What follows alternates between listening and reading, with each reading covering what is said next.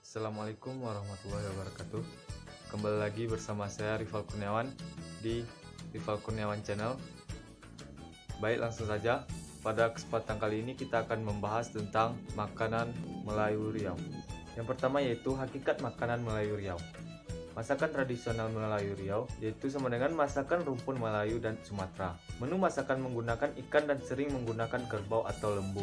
Bumbu tambahan yang umum digunakan adalah belacan. Kehalalan adalah hal mutlak dalam makanan Melayu. Asal makanan dan penamaannya dikaitkan dengan peristiwa-peristiwa yang terjadi dalam kehidupan orang Melayu. Yang kedua, nilai-nilai dalam makanan Melayu Riau diatur mulai dari yang pertama yaitu tata cara meracik makanan atau pengolahannya. Aturan pengolahan makanan bersifat mutlak, di mana orang Melayu berpantang bila memakan makanan yang pengolahannya belum sesuai dengan adat dan adab Melayu. Selain itu, penghargaan pada makanan juga sangat kental adanya. Dalam pengolahan makanan, seorang perempuan dilihat telah mampu menjadi seorang istri ketika tata cara menyiang ikan sesuai dengan aturannya. Yang kedua, ketika memakan makanan. Menghadap makanan atau saat makan juga diatur dalam adat dan adat orang Melayu. Dalam ungkapan Melayu disebutkan, makan jangan menghabiskan, minum jangan mengeringkan. Dimaksudkan sebagai nilai mendapat sama berlaba dan hilang sama merugi, di mana makan dapat diterjemahkan hanya sebagai cara bertahan hidup atau makan lebih utama kepada sikap saling berbagi. Adat dan adab yang menjadi aturan ketika makan bersama. Makan bersama biasanya dianggap sebagai majelis. Seseorang yang lebih dahulu selesai makan tidak baik meninggalkan majelis sebelum semua orang selesai makan. Yang ketiga, setelah selesai makan. Menyudahi makan dalam praktiknya seorang Melayu mengucapkan syukur kepada Allah Subhanahu wa taala. Pinggan makan yang digunakan mesti dibasahi dengan air basuh tangan. Hal ini dimaksudkan untuk mempermudah kaum perempuan dalam menyuci perlengkapan makan. Kaum laki-laki mengumpulkan perlengkapan makan di tengah majelis.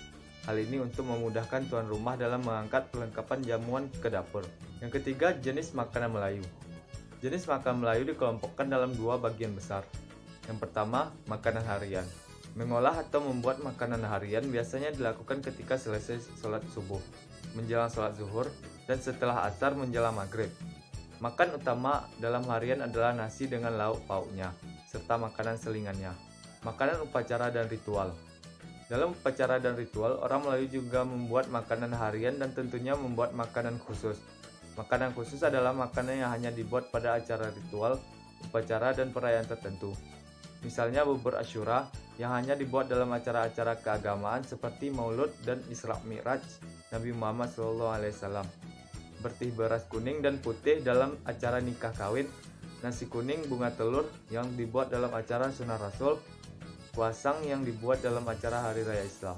Contoh makanan harian Melayu. Yang pertama itu gulai ikan patin dan asam pedas ikan patin. Gulai ikan patin yang berkuah kuning pekat dengan potongan-potong besar ikan patin dan asam pedas ikan patin menawarkan pelampilan dengan sembarat merah yang menggoda. Resep dan bahan-bahan untuk memasaknya pun mudah untuk didapatkan. Yang kedua, roti jala. Roti ini biasanya disuguhkan bersama kuah kari dari Melayu. Menurut budayawan M. Muar Om Tato, roti jala merupakan makanan Melayu yang bisa saja teradaptasi dari unsur India. Contoh minuman harian Melayu. Yang pertama seperti air mata pengantin. Es air mata pengantin terdiri dari bermacam-macam agar berwarna-warni. Es ini sekaligus dilengkapi biji selasih, nata de coco, dan belewah serta serutan es batu. Contoh makanan upacara dan ritual Melayu yaitu bubur Asyura Melayu. Bubur ini terdiri dari aneka sayuran, kacang-kacangan, dan umbi-umbian serta berkuah santan yang dimasak dalam kuali besar. Setelah dimasak, bubur ini akan dimakan bersama-sama dengan terlebih dahulu dibacakan doa selamat. Dari bubur ini menjadi bagian yang tak terpisahkan dengan peringatan Hari Asyura yang jatuh pada 10 Muharram. Sekian pembahasan materi makanan Melayu Riau dari saya. Kalau ada salah dan janggal mohon dimaafkan. Saya akhiri, wabillahi taufiq wal hidayah. Assalamualaikum warahmatullahi wabarakatuh.